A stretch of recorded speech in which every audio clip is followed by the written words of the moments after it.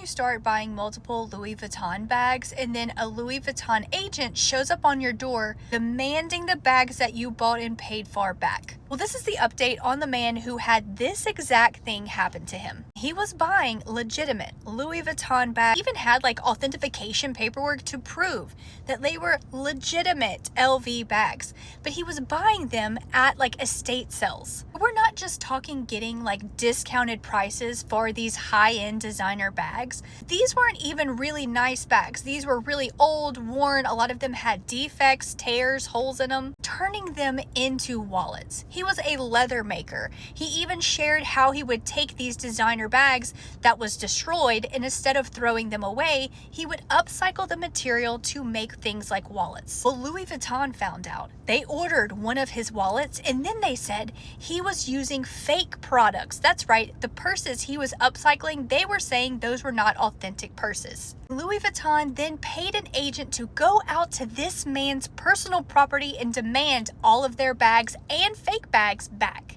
He refused. He knew his rights. He knew he could upcycle whatever. If you buy a bag, that is your property. You can do whatever you want with it. What he couldn't legally do was buy a fake Louis Vuitton bag and then try to sell it as if it were the real deal, which he wasn't doing.